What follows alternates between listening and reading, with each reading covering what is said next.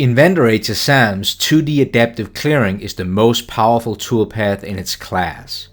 Not only is it using the latest roughing strategies to remove material faster, but it will also help increase your tool life and limit machine wear. Let's take a quick look.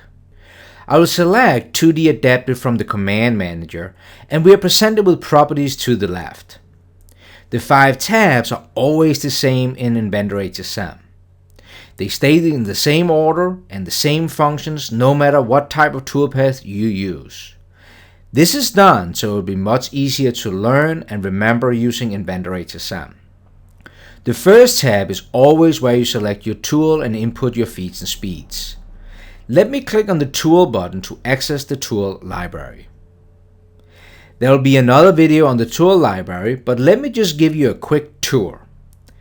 At the bottom, you can create a new mill tool, new tool holder, new turning tool, and then edit and select tools when we add them here in our workspace. To the left, we have our tool library, and Inventor HSM already comes with many tools so you can get the job done quick. I am going to scroll down and select the tutorial folder, and here at the top I have a 16mm flat end mill. I'm going to click once to highlight it, and then I can move down to the bottom and either click select if this is the tool I want to use, or click edit.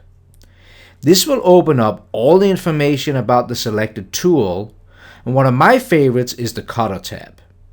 Here you can change the dimensions of your cutter, and making this kind of adjustments should be easy.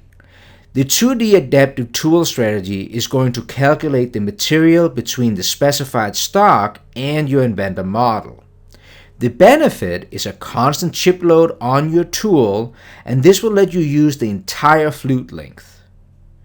Many times this will let you double the feeds and speeds versus other toolpath. Let me hit OK and then select the tool. The second tab is Geometry. This is where we can select what we want to machine. I am going to select the bottom edge right on our inventor model. The great thing is, if there's a change later to our model, Inventor HSM will know, and you can update the toolpath with a click of a button. You do not need to reprogram your part. The third tab is where you can adjust all your heights. The fourth tab is the Passes tab. This has everything to do with the cutter engaged in the material.